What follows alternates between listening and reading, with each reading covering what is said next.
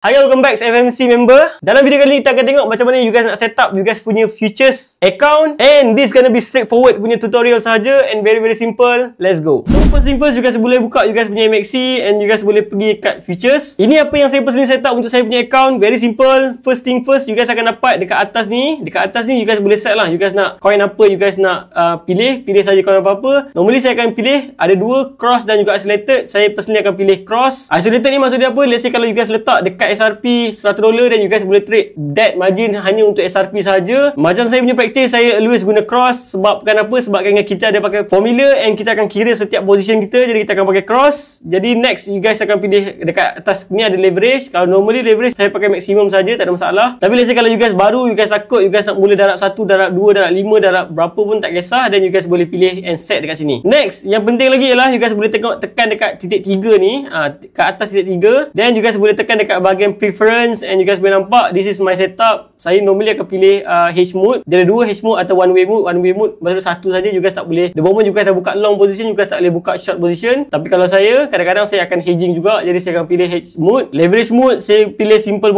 mode, right side, bottom dan juga semua ni you guys boleh tengok lah. Next yang penting lagi ialah dekat sini, dekat order, you guys boleh tengok dekat sini, nampak tak ada tulis Ethereum ni kan. Normally untuk position saya akan pilih based on coin apa yang saya trade, ataupun unik lah. Saya tak pakai USDT, saya tak pakai Con, saya pakai Ethereum, saya pakai unik dia. Let's say kalau saya trade Bitcoin, automatic that sini akan jadi Bitcoin. Sebab apa? Sebab kita ada formula yang kita kira, terus kita akan dapat value berapa kita nak masuk. Nanti you guys boleh tengok dekat tutorial bahagian money management. Lain-lain daripada tu, you guys boleh buka dekat chart. Kita boleh tengok chart dekat sini kan. Untuk you guys nak setting, you guys yang kerap tanya saya, very simple. Macam mana nak munculkan buy, munculkan sell, very simple je. Dekat chart ni, you guys boleh tekan dekat sebelah more, ada macam bar ni kan. You guys tekan dekat situ, nanti you guys akan nampak lah order display, position, triggered, order dan juga open order kan. Then you guys boleh tickkan saja semua ni.